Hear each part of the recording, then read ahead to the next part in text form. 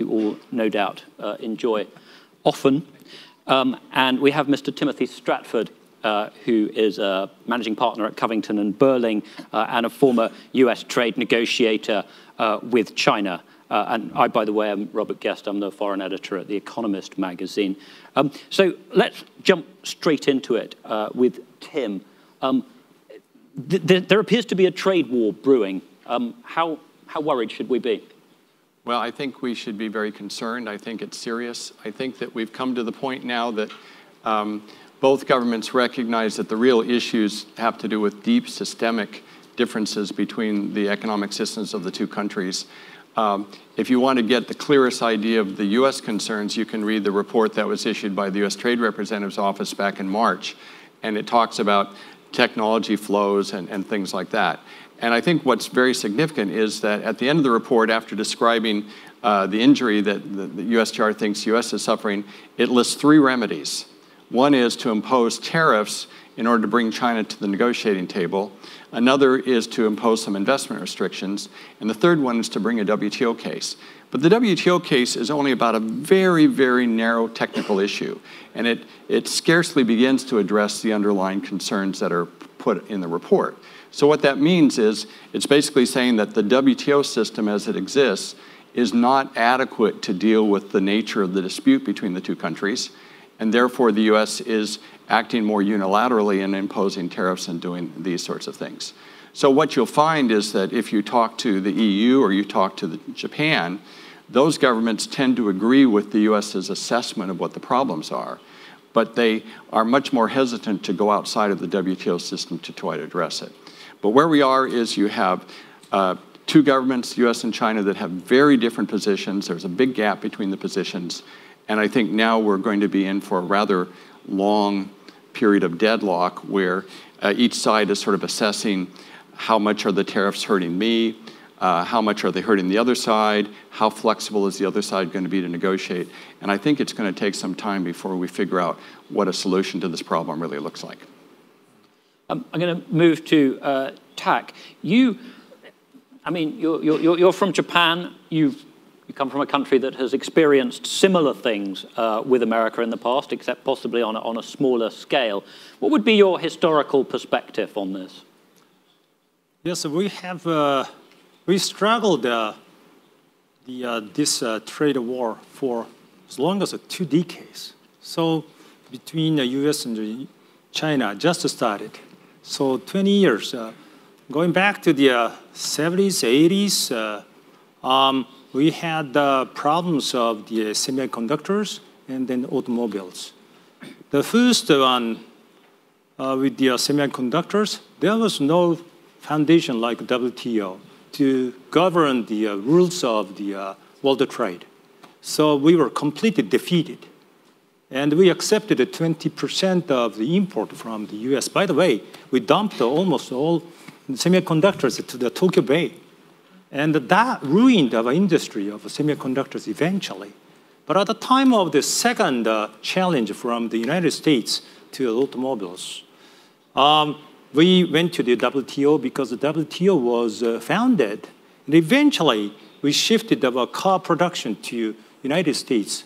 That alleviated the tensions with the United States. So we got the learnings. One, we just shifted the production to the United States to create jobs in the US. Second, I think international rulemaking is a prerequisite to resolve issues between countries. So at that time, WTO, but WTO is weak now. But what about the RCEP, for example? And we tried to create a TPP with Wendy when she was in charge, and that was a great job. Thank you for that. But now, it's gone. It's gone. Sorry. That's not your responsibility. It's but not quite gone. But we need a regional, trade pact like Chinese Premier Li mentioned about in his speech. That is, incredibly right. We have to create something like international rulemaking, so like RCEP. And I think at this time, with Japan and China should promote RCEP to be materialized. So that's our learning. But huge difference from then and now is the data flow and IP, which is a landscape of the current business and the current economy to drive the world. So what to do with the high standard, what to do with the data flow, what to do with IP. That's a huge difference from our experience of the 70s and 80s. Mm-hmm. I mean, you mentioned the idea of Japanese car companies in response to pressure deciding to build more cars in America. Do you think that's going to happen this time round with China? I don't think so, because Japan had a certain level of the technology at the time, and Toyota and those Honda, they were so popular in States. So we had some contribution to consumers to be supported, I mean, to support our cars at that time. I'm not sure about the case with China. One thing is clear. Let me talk a little bit. The current president, the president is predictable in a sense. In a sense, because that is right, because you know, goods that's and the pull technology for the session, isn't it? So it's an intricate path, but it's really predictable in the short term because he just repeats what happened in 70s and 80s. Mm-hmm. Well, he does seem to think that we are living in the 70s and 80s, doesn't he? So, Wendy, I'll bring you in here. Now, you have been working on trade issues since 1988, which suggests you started while you were still in nursery school. A lot of people have changed their minds about trade over that period. I have a quote here from Peter Navarro, who, as I'm sure many of you know, is Donald Trump's biggest advisor on trade. And this is what he said in 1984. He said, "As history has painfully taught us, once protectionist wars begin, the likely result is a deadly and well-nigh unstoppable downward spiral by the entire world economy." He seems to have changed his tone a bit since then. Wendy, what has driven this move, which we see, it seems global, towards greater protectionism and the belief, you know, as Donald Trump put it, that you can win trade wars? What's going on?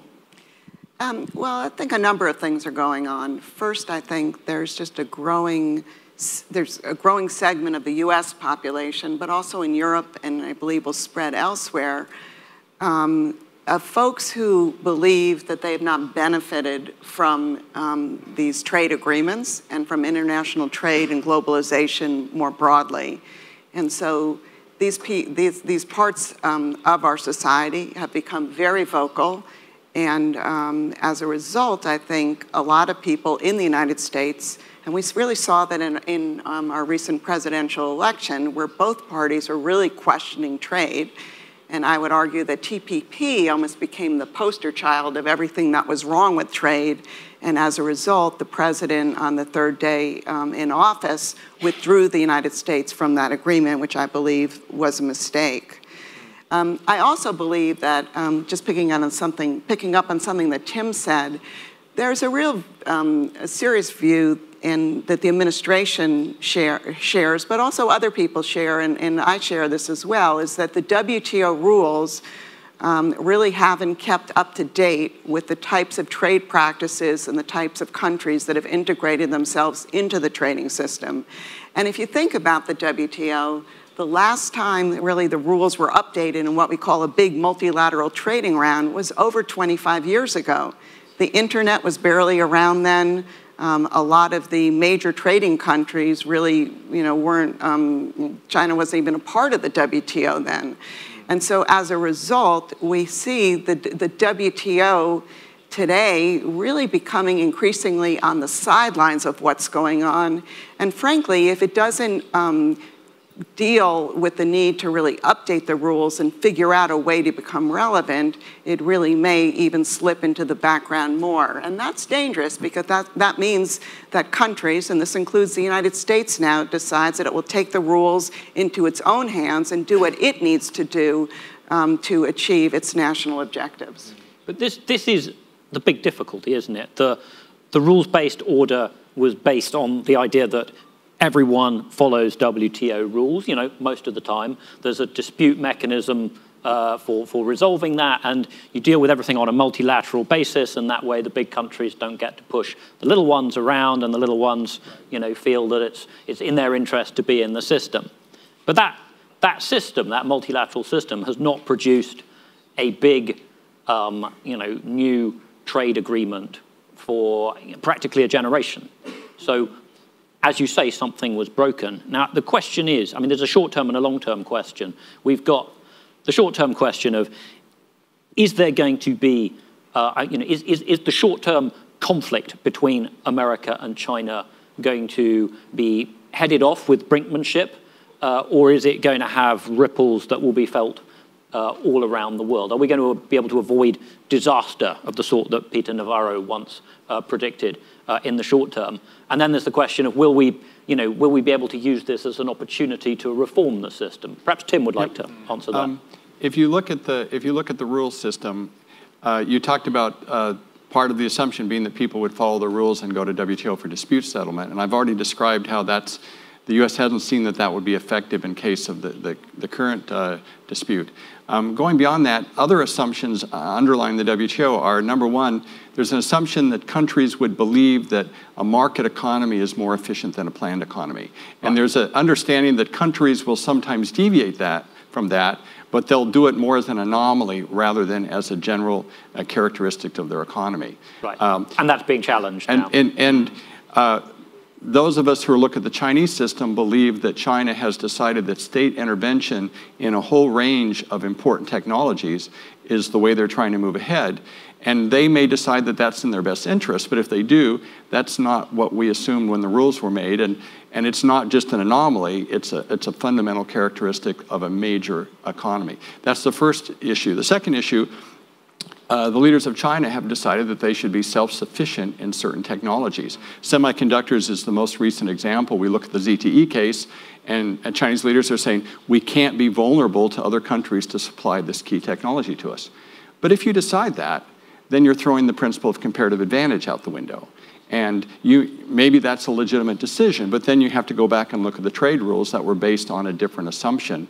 And to the extent that China is doing that for a number of sectors, then those sectors and every sector impacted by them becomes a place where maybe the WTO rules don't work as intended. And then the third big concern has to do with national security. Countries always need to be able to make decisions for their own national security. But now we have a couple of things. We have the fact that geopolitical tensions between China and the United States and some other countries are rising, so national security becomes a more important consideration. But at the same time, we have more technologies that are developed by the private sector instead of by the military-industrial complex. They're developed in the private sector, but they have profound national security, national defense implications, big data, AI, semiconductors, and so on. And so if those technologies are pervasive across the entire economy, we use them in our smartphones, we use them when we buy things and so on, then how do you separate out the national security component from the civilian component of these technologies? So these are three areas where there are changes in what's going on now that really cause us maybe to shrink the space where comparative advantage and market economies are still applicable principles. Which is difficult because it is in a country's national security advantage to be richer, right? And if you think that your national security is best served by shutting yourself off from the outside world, you're going to end up with worse technology, higher prices, and a poorer country. Well, that's true, but then you have to figure out, okay, we want to achieve both objectives. How do we find the right balance? And the analogy that I use is that we go to a football game. On one side of the field is the winner of the American Super Bowl. On the other side is the winner of the World Cup. They're both there to play football, but they have very different concepts of what this game is supposed to be like. And if the rules are broad enough so that both teams can play according to their own ideas of football, there are going to be a lot of problems that are going to rise. And I think that we have a comparable situation in terms of the way the U.S. and the Chinese are playing the economic development game. So, Tak, I'll bring you in here. How is this, how has it so far affected what's going on in the private sector? How's it affected your company? How's it affected other companies around you in Japan? And how worried are you about where it goes from here? As the immediate threat, and already it's happening, some of people know that we have the huge investment to United States, and we produce, for example, bourbon. And that's exported to EU countries. And we've got already sanction from Europe. And immediate issues is already going on to hurt our bottom line. And for example, we are exporting some products from the United States to China. So the global supply chain is getting hurt by the US aggressive actions about the trade wars. And in Japan, I don't think it's immediate, but because the Section 232 didn't hurt our bottom line because we just pass on to the our business partners in the United States to export our steel because it's a specialized steel. So we can pick up the pricing easily. But that hurts eventually consumers of the United States.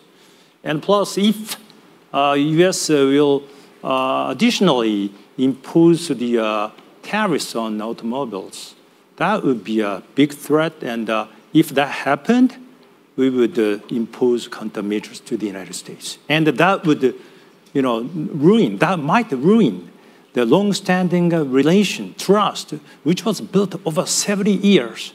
So that is a huge issue because automobile is our staple. It's a big problem, and it seems that the current administration in the White House has done something which no previous administration has done, which is that they've taken the economic issues, the trade issues, which have always been contentious, and they've put them in the same pot. They've conflated them with security issues, with things like, the fact that the American military forces are stationed in Japan and defending it, and the US security treatment, and what's going on with protecting from North Korea. Now, that's really raising the stakes. How is that seen in Japan? Considering national interest, definitely Japan is ready to make certain concessions, such as agriculture. Yeah. As long as it's within the scale of the TPP agreement. We had, remember, we just decided to go for it. As long as it's within the, scale, we are ready to discuss with the Lighthouse, for example. But it's because of the national interest implication.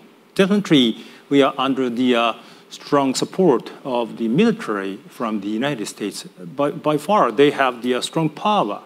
So the security issue is very important. But in case of automobile, I would say we have to do something because we have domestic constituencies who might not be able to understand the national interest, security interest so well. For example, Okinawa, it's a huge issue. Okinawa people, has a long history. Okinawa being an island with a very large military base on it. Yeah, the United States, yes. So it's very hard to convince constituencies like farmers. Once they were convinced by TPP rules, which means we just open the country for U.S. such as livestock. It's decided, but if furthermore, it's we call the food security interest of Japan itself. So worried that the border, and the U.S. is approaching the border of whether we should take countermeasures or retaliation or not. I think initially, when under the Trump administration, that tariffs were threatened under the Section 232 case on steel and aluminum, I think the expectation was that that would be really useful negotiating leverage. The other country would come to the table, and we'd be able to reach a negotiated solution, and the U.S. would be able to get a better deal by withdrawing that threat of sanctions. But what happened, I think, was unexpected, and that was a number of countries around the world, they just refused to negotiate and to make concessions with that threat hanging over them. Some countries chose to counter-retaliate against the United States, like the European Union and Canada and Mexico. Japan chose not to. But I think what it demonstrated was that once these tariffs go into effect, they're really hard to take away, to remove. And those tariffs remain in effect, and so does that counter-retaliation. And that's what really worries me about this US-China trade war as it escalates and more tariffs are put into place, because I think it's going to become more and more difficult to remove these tariffs. And I think that the expectation for the agreement, any negotiated agreement that is reached, let's say between US and China at some point, and hopefully there will be a negotiated agreement, that the expectation will be, well, you took us to the brink of a trade war, what did you get for it? And so it puts a lot, it raises expectations of how comprehensive and meaningful that agreement needs to be. So I agree with what, how Tim started out. This is a really concerning situation in the international trading system. And it's not just a war between the US and China. It's spilling over to other countries. It's a really interconnected world. Yeah. And I thought there must be another Navarro quote saying how bad global supply chains are. Somewhere. Yes. But in reality, we have a world with global supply chains, and so the effect of all these tariffs is they're not just limited to the two countries that are counter-retaliating against each other. 2 points, such as the deal between United States and Korea, and the deal with Mexico. Both the deals show, U.S. won, and they were defeated. So that's a huge threat to us. So U.S. might impose automobile tariffs on our export, despite there's the fact that we invested to the United States, and the U.S. investment from Japan created already surplus. Despite we have the fact that we have the huge surplus to the United States, but the investment from Japan to U.S. generates cash more than the deficits from Japan. So I appealed to the U.S. government about that, but they don't listen to it. So we might reduce the investment to the United States, and instead we just, just like China, we just want to keep our country to be invested by ourselves, because it's not appraisable. Second thing is, having said that, I think we definitely don't want to escalate this trade war with the United States, and if our free, fair, reciprocal trade deal will start between U.S. and Japan anyway. It is. I mean, it would be my prediction that at some point, President Trump is going to declare victory. He's going to say, I won, they lost, because I'm a better negotiator than anybody in the world. The question is, what kind of a deal would it need to be, do you think, to get to that point? How difficult would it be, Wendy? Between the U.S. and China. Yeah, that's the starting point. I mean, I know the U.S. is declaring trade war on pretty much everybody and trying to fight a war on many fronts, which, has worked out badly for people in the past. I don't think Napoleon had much fun with that. Sorry. So my view is eventually, and I don't know what the time frame is, but there will be a negotiated solution between the U.S. and China. I think it will need to have several different, what I call buckets, some with some short-term confidence-building measures, maybe in the market access side of the relationship, but then longer-term outcomes on how to deal with industrial policies, with subsidies, with overcapacity, with other types of financial assistance. And I believe that the way you can deal with those issues, it's going to require both sides to show flexibility, meaning the United States can't insist that China just dismantle its industrial policy. That's just not going to happen. But I don't think China can deny that its industrial policies have effects on its trading partners and harm the trading system and harm its trading partners. So I think the negotiated solution will need to be centered around how to ensure that these industrial policies don't harm China's trading partners. So that may mean having rules about the types of subsidies, the magnitude of subsidies that can be used, the need to provide non-discriminatory access to these subsidies, measures to prevent overcapacity in the world, which, as we've seen with steel and solar panels, has had a huge impact on those sectors. And so I just think that's where I see a negotiated solution if one's going to be reached. Both sides need to show flexibility, and both sides will need to really have a serious discussion on how to shape those rules in a way that allows China to keep its industrial policies, but to make sure that they don't distort the international trading system and don't cause harm on China's trading partners. If I could just add, before you do that, can I prepare the audience for the fact that as soon as you've finished, we're going to invite questions from the audience. So if you can think about what you want to say and raise your hands quickly when I ask, you'll get in first. Sorry. If you think about the technical difficulty with what Wendy's described, you have to do this across a whole range of industries, so you have to figure out what the right compromise is. If you're a trade negotiator from your country, you have to consult with your industry, you have to consult with Congress, you have to get interagency approval for the positions you make, and then you have to do this across a wide range of industry sectors. So that simply takes a lot of time and a lot of bandwidth to do that. And so that's one of the things we have to keep in mind. Another thing we have to keep in mind is how difficult it is to write rules that would actually be effective. China, for example, has not regularly reported its subsidies to the WTO the way it's required to do. And so even if you have a commitment that says you're only supposed to do certain types of subsidies and not beyond a certain limit, frankly, China hasn't really been very good at reporting what it's actually done.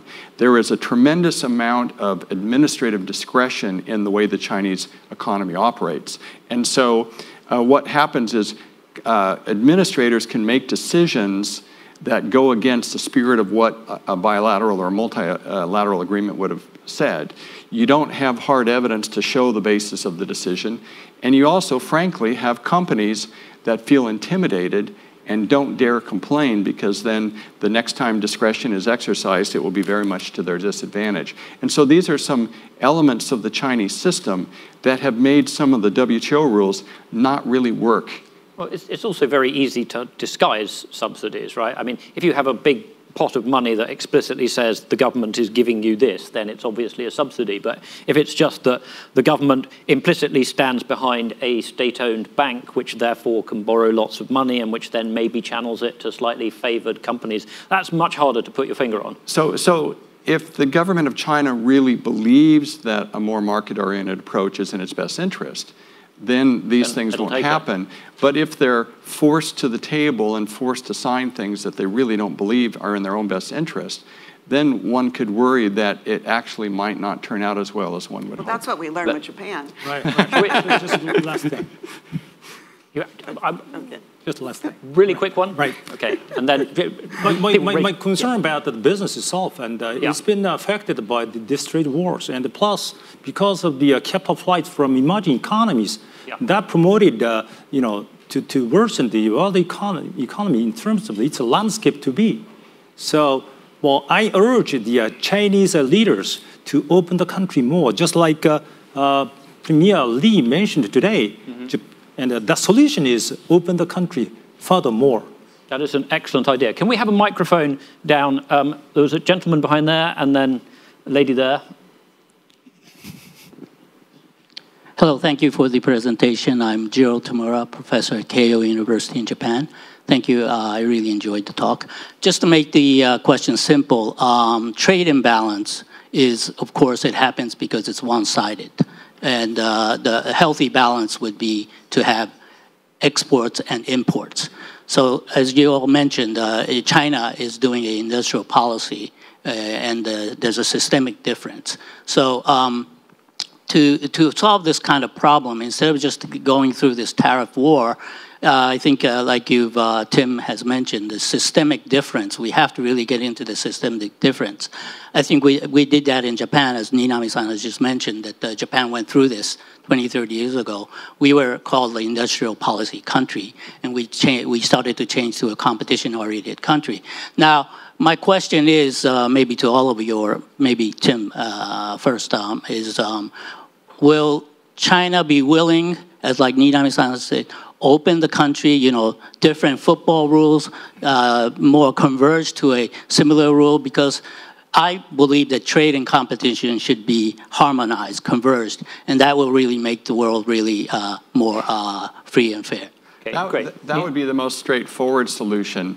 But when I talk with Chinese officials, it seems that the preponderant view right now is that the sort of industrial policies found in Made in China 2025 are in China's own best interest. Now, there are certainly dissenting voices, but right now it seems that those dissenting voices are a little bit quiet. And I think, you know, the more hostility arises in the bilateral relationship, the more those voices will think that they need to remain quiet as well. So I think that's part of the challenge of creating the right sort of context so that you can have open discussions about what really is in China's best interest. So you think that actually by threatening and saying you've got to do these things, it makes it less likely they're going to happen? Well, what it means is that we're not yet at the negotiation phase where we can have that conversation. I think that there are some views of how negotiation should take place that say you should go through a period where everybody's angry at each other and then you calm down and then you're able to approach the negotiation in a different place than you were at the beginning. And I think we're seeing some of that philosophy. Okay, let's have the lady in the front row there and then one in the back. If we could get a microphone over there as well. Okay, please. Thank you. Wonderful discussion. I'm Christina Lampe, CEO and founder of Cadenza Innovation, a tech pioneer, and really interested in your perspective in how we fight climate change. Climate change doesn't have a passport, and make it very tactical and specific. My company has invented a technology with energy storage that is cheaper, safer, and more compact than what we know today. It's ready for commercialization. We've decided from the United States to license globally. What's your advice when all countries are basically closing their borders, where we have a very skilled team behind a technology that can be deployed? How would you consider what advice to operate? Who would you like to put that to? I would say the panel in general. Okay. Who wants to answer? Well, we have the same issue. However, we just work on a lot of the European leaders. As a matter of fact, they listen to us, and you know, WEF is one of the institutions for us to promote how to resolve the issues of the global warming. Such as in September, chairman CEOs of the World Economic Forum, gathered how to resolve those issues. But first of all, it's not business at first, but definitely it should make sense, economic sense, as long as it's sustainable. So all business leaders get together to work on how to resolve issues together, crossing the borders. That is happening at welfare events, and I think we have to leverage, and we have to go to the UN and so forth, and we're working on it. So I definitely believe this kind of function, this kind of event helps to cross the borders. Maybe I could comment. Amchem China, Amchem Shanghai just did a survey about how the tariffs and the threat of additional tariffs is affecting business decisions. One of the things people are doing are reassessing their sourcing decisions, reassessing which markets to focus on, and they're delaying some investment decisions if they can. But one of the things that they're doing if they have to make decisions right now are putting manufacturing in a third country that isn't subject to tariffs either on the Chinese side or on the US side, because that way they're sort of in a neutral location and they can feed into both markets. So that's one strategy that people are thinking. I mean, it depends on whether you're looking at licensing arrangements or setting up manufacturing facilities or something. And what they're not doing is deciding to build plants in America the way Japanese companies did with cars in the 80s.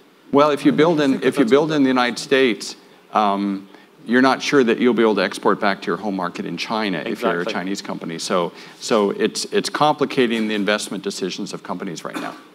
I want to ask a question about what is the real intention strategy. Can you introduce yourself, please? Oh, this is, I'm coming from a US-based investment company, Invesco.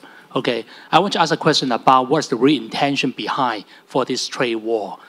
People, there's so many different speculation in the market, trade imbalance, intelligence, technology intelligence, national security. There's so many different reasons. I want to ask your perspective, what's the real reason behind? I want to give two perspectives first. The first one is about, if you pay attention to the news, that US asked for like 100 different clauses, changes to trade, for the trade relationship with China.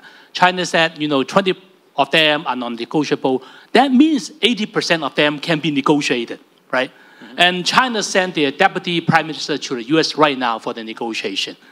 So if trade imbalance is real an issue, should you at least discuss and negotiate first and then come back, well, you are not satisfying my needs, you are not fulfilling the requirement, so you need to give me some more.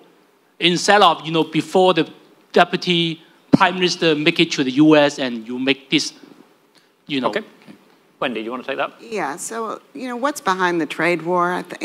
One issue I think we just need to keep in mind is that our trade problems with China didn't start with the Trump administration, that these issues were building up for a long period of time. And I worked at USTR for many different USTRs as these problems were mounting. Under the Obama administration, and under the Bush administrations, we followed an approach of having these dialogues at very senior levels, the senior economic dialogue, the strategic economic dialogue, the JCCT. And under the Obama administration, we aggressively took cases to the WTO. Well, when President Trump came into office, his view was that these approaches just didn't work, and we needed to do something different. We needed to get China's attention. And if you look at Ambassador Lighthizer background, when he was at USTR in the late 80s, he negotiated a lot of these so-called voluntary restraint agreements with Japan, with Korea, where he threatened tariffs, and then as a result, a negotiated solution was reached. So that's what we're seeing. We're seeing a pattern of, once again, threatening tariffs with the hope then that a negotiated solution would be found. As I mentioned earlier, that didn't happen with steel and aluminum, and now it seems that the president really has an appetite for continuing to escalate if the other side doesn't do what he wants to do, feeling that these tariffs will give the United States more leverage in a trade negotiation. Can I add one more point? Because I think what the U.S. motivation is a very important element. And more of my Chinese friends are concluding that this is done because of an overall hostility of the United States towards China, that the United States is jealous or fearful of China's rise, and therefore that it's part of a containment strategy.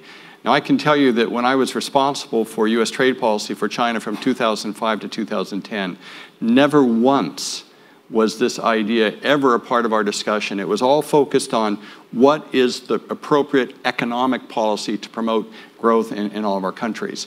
I'm quite convinced that today in our economic agencies in the U.S. government, USTR, Treasury, and so on, that there still is a focus on economic policy and not an overall drive to contain China. Now, there may be some voices in the United States that are talking in more hostile terms, but I don't believe that that's what's driving these economic discussions. And I think it's very important for the Chinese side to understand that. I think now is a great chance for China to attract other countries like Japan. For example, goods, how to reduce the tariff in terms of the border adjustment. And I think now is the time for China to appeal to ASEAN countries, other countries. We will lower the tariff as your premier mentioned today. I think that should happen. Then we can talk to China, and China will lead the free trade, even though it's not the high standard, low standard, but I think China will take a lead for that. I think now is the right time for China to do it. Great. Let's have a question at the back there. So technology and IP were mentioned, as well as data flow. Wait, can you tell us who you are, please? My name is Pranaya Narang. I'm on the faculty at Harvard. I'm a scientist and here as a part of the young scientist community. So I was wondering how agreements in future will handle emerging technologies, in particular quantum technologies, quantum computing, that have a very clear national security component, but are also technologies that both China and the US are investing heavily in. I think the National Quantum Initiative was just passed by the House. Just wondering, how will agreements in future make sure that we are not behind again in terms of what we do with new technologies? And Thank you. Everyone on the panel, I guess. Yeah, so I mean, you put your finger on a really tough issue in trade, and that is that trade negotiations take time, and given how quickly technology is changing, it's so hard for trade agreements to keep up with this technology. If you think the TPP took 5 years to negotiate, and it will come into effect probably early next year. This is about 8 years later without the United States, but among the remaining 11 countries. And then you think about the chapter on digital trade, which was negotiated about 7 years ago, was really on the cutting edge of dealing with really important dynamic issues. And now, frankly, that chapter is getting older, and we'll see that in NAFTA because the NAFTA negotiations have updated the digital chapter from TPP. And then when you start talking about these, going beyond digital to the technologies of the fourth industrial revolution, we're going to have a lot of challenges in the trading world dealing with, as you mentioned, how to deal with the whole issue of national security, which has always been viewed as an issue that the WTO just does not want to adjudicate on. Second, you have the issue of what is a good and what is a service, because trade rules and trade agreements are basically written, your rules on goods and then your rules on services. Well, what do you do with 3D printing? What do you do with additive manufacturing? Is that a good or is that a service, and which rules would apply? And then you have, in addition, the issue I mentioned in the beginning, just the fast-paced dynamism of these technologies and the slow pace of trade negotiations. So I think these all produce challenges. In a paper I produced for this WEF forum, what I suggested is that the WTO assign like a group of really senior kind of trade experts to really look at these issues and offer their recommendations on how these issues can be dealt with, or else the WTO is going to find itself really at a loss as these new technologies comprise more and more of the global trade between countries. Thank you. If we're going to finish on time, I think we've got time for 2 more questions, but I'm going to ask them to be put simultaneously, well, one after the other, and then answers, and I want them to be short, please. So if we could have one here and one there, please. So we can get 2 microphones. One down there, please. Thank you. Question about U.S. politics. So there's already enormous pressure being brought to bear on the president from states like Ohio, where 1 million jobs depend on trade with Canada, and the other 35 or something states for whom Canada is the #1 trading partner, against walking away from NAFTA and increasing tariffs. Given all of this pressure, increasing pressure that's going to come from industry and consumers, and then the possibility of a wave election in November, if all of that comes together, do you think that could have a moderating effect on the president's policies? Great question. Final question there. Is there any specific, from U.S. point of view, is there any specific area of industry U.S. want to just really hang on or gain some ground, or some certain industry you'll find to yield? Do you have any sense? Okay. Possibly the first question, the midterms, the wave. Who wants to take that? I mean, I can take it quickly. I think it's possible that these tariff wars and the people hurting from it, up until now, it's been largely U.S. companies and their workers, but soon with this $200 billion worth of tariffs, you're going to see more and more consumers hurt. So I think that will lead to many unhappy people in the United States, and we'll have to see how they vote in the midterms, and it may have a moderating influence on the administration. However, the president has been pretty clear when companies come and complain or consumers complain that in his view, he thinks he's doing the right thing, and he thinks that maybe short-term pain is worth it if we're going to get these issues right in the longer term. With respect to NAFTA, We're really coming up against the wire if the negotiations are going to be concluded by the end of the month. We have a bilateral agreement in principle with Mexico, negotiating intensively with Canada. I believe that Canada will find a way to bring Canada into the fold by the end of the month.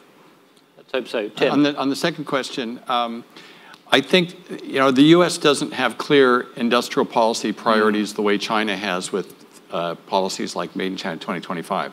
But one place where you can get some clues, and it's a little bit of an answer to the other question about national security, the U.S. has just enhanced its inbound investment review process. It's called the CFIUS process. They've just enhanced it, and they've said that that they will have special scrutiny of particularly sensitive or strategic industries. And so as we see how the CFIUS committee interprets that, we'll get a sense of which technologies they think are particularly sensitive, and therefore they want to watch who's buying the technology and taking it out of the country. The other thing that the U.S. has done... If they think that steel is a big national security issue, it suggests they're going to interpret it quite broadly. Look at the CFIUS process is an interagency process that's focused on national security, and it really has been focused on national security. And I think the reputation of the committee, for those who've been working closely with it, is pretty strong. And they've tried to have a narrow definition of national security.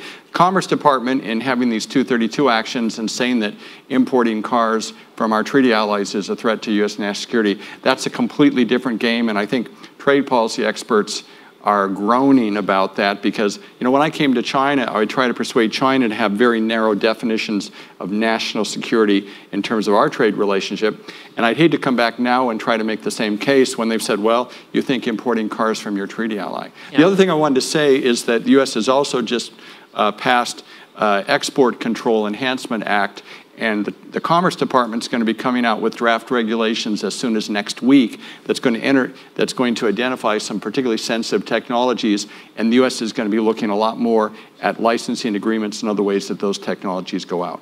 Okay, I'm going to give the last word to Tak. Right. As for CFIUS, Japan is pressured by the United States, and we are studying how to deal with the CFIUS things because we are allied nations, but we got to think about the high technology like things that we are talking about, the CFIUS, and going back to the technology, national security, what kind of national security you were talking about, but the, kind of first ripple effect from the United States is going to the allied nations as well. Second thing is, I think as for the Trump, who remembers so much about the 60s, 70s, trade wars with the United States, between the United States and Japan, he might not just, drop out the sticking to this trade war by the tariffs threat, even after the midterm election, and even after he would be re-elected. So he's, I think, nurtured by the trade wars. Mm-hmm. That's my perspective. I'm afraid that's all we have time for on this topic that everyone seems to find terribly fascinating. So I hope you can join me in thanking our distinguished panelists, Wendy Cutler, Tak Ninami, and Timothy Stratford. Thank you very much indeed. Thank you.